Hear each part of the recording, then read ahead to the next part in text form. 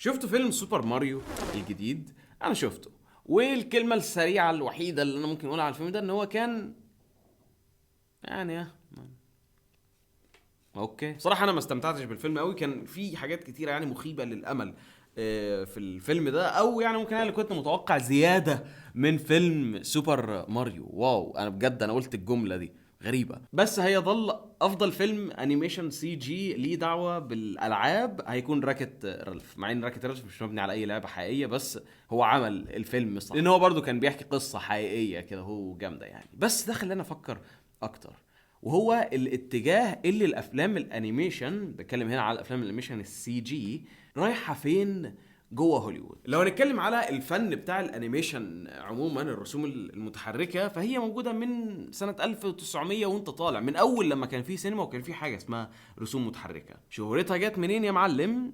من ديزني اكيد، وديزني كانت استاذه في عمل انيميشن، بس مش ديزني لوحدها، برضو وورنر براذرز كانت بتعمل حاجات انيميشن خرافيه كلاسيكيه لسه لحد النهارده، باجز باني وبتاع والكلام ده. بعدين سيبك من كل ده، انت عندك الامبراطوريه بتاعت توم وجيري لوحدها، وده كانت الفورمه المشهوره لافلام الانيميشن اللي معموله للاطفال، او الجمهور الاساسي بتاعها يعني للاطفال عند العالم الغربي. بس هنروح عند التسعينات، التكنولوجيا عماله تتطور، تتقدم فكره جديده من الانيميشن، وهي الانيميشن السي جي. يعني ايه سي جي؟ يعني كمبيوتر جنريتد، يعني معمول كامل جوه الفيلم، مش بس معمول جوه الفيلم، بل ستايل الانيميشن مختلف تماما، ستايل الانيميشن ثلاثي الابعاد، مش مرسوم على ورقه. ومين الشخص اللي يعتبر اسم اساسي واسم مهم جدا في التطور اللي مش طبيعي اللي حصل ده؟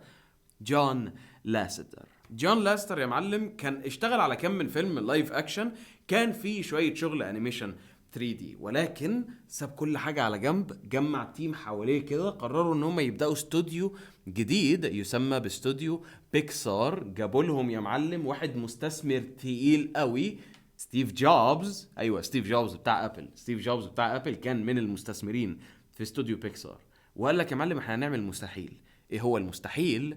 احنا نعمل اول فيلم كامل، فيلم انيميشن سي جي. حاجه في الوقت ده يعني كانت شبه مستحيله، لان انت ما كانش عندك التكنولوجيا اللي تقدر تعتمد عليها عشان تعمل الموضوع ده، كانش عندك الناس اللي مستعده تشتغل على حاجه زي كده، لان ده نوع فن او ستايل فن جديد ما مش معروف عنه. ولكن عملوها بفيلم توي ستوري اللي نزل سنة 1995، والتصميم بتاع الألعاب في فيلم توي ستوري كان يخدم على الستايل بتاع الانيميشن ده. انا احب اسميه ستايل الانيميشن البلاستيكي، اللي هو بجد الشخصيات تحسهم ان هم بلاستيك بيتحركوا، فقشطه نفع مع القصه اللي عايزين يحكوها. وفيلم توي ستوري كلاسيك من اول لما نزل، بل اترشح للاوسكار، وكان ده اول فيلم انيميشن 3 دي. التكنولوجيا بقت موجوده يا معلم، شخص زي جون لاستر ساعد في تطويرها، فكتير من التيم اللي كان موجود في الوقت ده قرروا ان هم كمان يمشوا ويبداوا المغامرات بتاعتهم. ومن هنا في استوديوهات كتيره اتفتحت بالتركيز على النوع ده بس من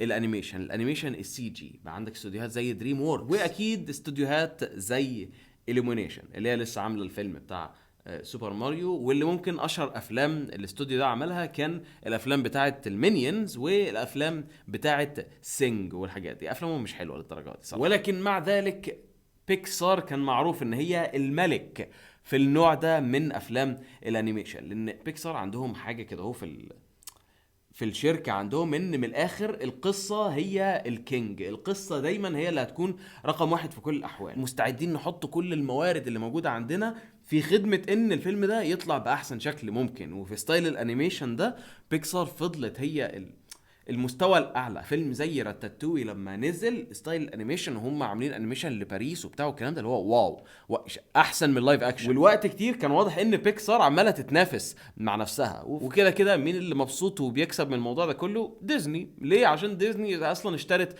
بيكسار اول لما بيكسار طلعت، فديزني عماله مستريحها، لان ديزني واخده السوق من كل النواحي، واخده السوق من ناحيه الانيميشن ال2 دي اللي هو التقليدي العادي، واخده السوق من ناحيه الانيميشن ال3 دي اللي هو الافلام بتاعت بيكسار، هي الاحسن الافلام اللي بتتعمل. وفي نفس الوقت واخده حصه تانية من السوق في افلام الانيميشن اللي هي من انتاج استوديو ديزني بعيد عن بيكسار، ده اللي طلع منه افلام زي فروزن وتانجلد وهكذا. بس على فكره ان ديزني اخدت السوق بتاعها الخاص بعيدا عن بيكسار، ده كان خطر شويه برضو. ليه؟ لان الناس ما بقتش عارفه تفرق. واحده واحده الجوده بتاعه الانيميشن بتاعه بيكسار وصلت لمرحله وما بقتش تعلي على نفسها، بل بيكسار بدات تغير ستايلات مختلفه. فلما ينزل فيلم لسه نازل من سنه من انتاج بيكسار، اللي هو فيلم اسمه ايه الفيلم بتاع الواد السمكة ده، تخيلوا ان احنا دلوقتي وصلنا لمرحله ان انا مش فاكر اسم لبيكسار. لوكا، ايوه فيلم لوكا. فيلم لوكا كان دون المستوى جدا بالنسبه لافلام بيكسار، بس ده برضو ما يمنعش ان بيكسار في السنوات اللي فاتت كان ليهم افلام جدا جدا خرافيه. مثلا فيلم سول، فيلم انورد صراحه انا ما عجبنيش اول ما اتفرجت عليه، بس عجبني بعدين كقصته لذيذه. بس في نفس الوقت بيكسار بقى ليها افلام كتيره بتخيش منها. توي ستوري 4، عندك فيلم باز لايتير اللي نزل ده، اللي هو ليه ايه اللي حصل. وجزء من الغرابه اللي الواحد بقى يحسها لما يروح يتفرج على فيلم لبيكسار انيميشن 3 دي، ان مستوى الانيميشن المرحله اللي هو واقف عنها اللي هو بقى لايف لايك بشكل مش طبيعي، يعني بيحاكي الحياه الحقيقيه بشكل مش طبيعي، يا اما بيجرب نوع مختلف، النوع اللي ممكن نقول رخيص حبتين، زي اللي هو فيلم تيرنينج ريد والكلام ده. فانت ما تفهمش دلوقتي في بيكسار بقوا يطوروا الافلام بتاعتهم ان هو الانيميشن بتاعها يكون قريب من الحياه بشكل مش طبيعي، يا اما يرجعوا ورا بستايل الانيميشن البلاستيكي اللي بقى يقرب من ستايل الانيميشن بتاع استوديو زي اليمونيشن. فاللي هو بتعملي ايه؟ القصه ما بقتش الملك عند بيكسار انيمو. ولكن انا متامل خير ان لسه عندهم قصص تانية جامده يحكوها، وفي فيلم تاني هينزل قريب بتاع الاليمنتالز ده انا متحمس ليه. بس في الخفاء كده كان في ناس عمالين شغالين من ورا الكواليس ومش قايلين لاي حد بستايل انيميشن جديد. شفت فيلم كوبو اند ذا تو سترينجز؟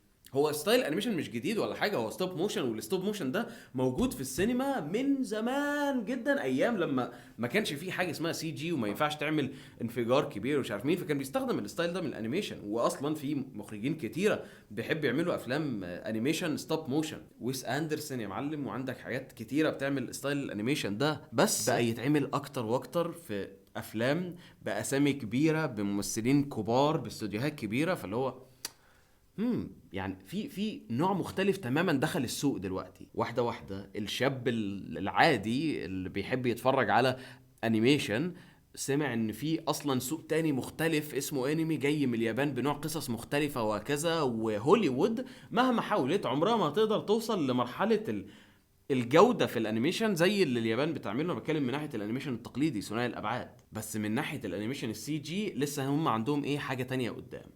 يوم جاي لك يا معلم سنة 2018، ايه الحاجة السخنة دلوقتي في السوق بشكل مش طبيعي؟ افلام الكوميك بوك. طب ايه قصة جامدة ولكنها ما اتحكتش قبل كده؟ قصة مايلز موراليس. وثانية واحدة مايلز موراليس ده مربوط بأني سوبر هيرو، اشهر سوبر هيرو في التاريخ سبايدر مان، وينزل لك فيلم انتو ذا سبايدر فيرس بستايل انيميشن محدش شاف زيه قبل كده. وبالنسبه لي هو من اجمد ستايلات الانيميشن اللي اتعملت، خرافي بشكل مش طبيعي فعلا، يحسسك ان الشخصيات دي بتنط من الكوميك بوكس قدامك على الشاشه. والناس اللي كانوا ورا فيلم سبايدر فيرس كانوا ناس برضه هم جربوا يعملوا حاجه مختلفه في عالم الانيميشن بفيلم ذا لاجو موفي. ذا لاجو موفي كان برضه من انتاج نفس الناس دول. فاللي هو في تحدي جديد عمال يحصل، والاستوديوهات بتاعت هوليوود بدات تفهم الموضوع ده، ان الناس مش هيكون عندها مشكله لو نطلع بره الفورمولا بتاعت افلام الانيميشن السي جي اللي بقت واخده اللوك التريد مارك بتاع بيكسار ده. لا، نجرب ستايلات مختلفه، ربما في ستايل معين يضرب ويبقى اجمد حاجه. فتشوف فيلم ينزل على نتفلكس زي ذا ميتشلز فيرسس ذا ماشين، ستايل الانيميشن بتاعه جدا خرافي. وانا لسه شايف في السينما من قريب فيلم من انتاج سيث روجن بيحكي قصه النينجا تيرتلز، سلاحف النينجا، بستايل انيميشن غريب، بس انا شايف ان لا ظابط مع القصه بتاعت سلاحف النينجا. وبرضو عندك الفيلم اللي لسه نازل من قريب والناس كتيره استغربت بقد ايه الفيلم ده كان خرافي، بوس ان بوتس. فيلم بوس ان بوتس كان يعتبر سبين اوف من سلسله الافلام بتاعه شريك اللي هي من انتاج دريم ووركس، اللي هي كانت بتحاول تقلد ستايل الانيميشن بتاع بيكسار. ولكن بوس ان بوتس ستايل الانيميشن بتاعه ما تفهملوش هل انت 2 دي ولا انت 3 دي دلوقتي ولا انت ايه بالظبط. اقرب حاجه ليه ممكن نقول ستايل الانيميشن بتاع فيلم ذا انكريدبلز 2004 مع ستايل الانيميشن بتاع سبايدر فيرس الجديد، وهكذا وهكذا وهكذا. وانا مع الموضوع ده، وانا مع ان المنتجين بتوع هوليوود يكون يعني ايه دماغهم مفتوحه ان هم يجربوا ستايلات انيميشن مختلفه، ويخلوا الناس المبدعين ما يكونوش محصورين جوه ستايل انيميشن واحد، لا يشوفوا الناس الرؤيه بتاعتهم المختلفة تنفع مع القصص ويتحط فلوس في الموضوع ده ونشوف حاجات جديدة. لان في افلام الانيميشن دايما طول عمرها كان ليها التصنيف الغريب لوحدهم، لان بس انت مع الانيميشن بتقدر تحكي قصص وتقرب مع الجمهور بطريقه اللايف اكشن عمره ما يقدر يوصل لك بيها. فانا عاجبني الموضوع ده. وبالمناسبه واحد برضو من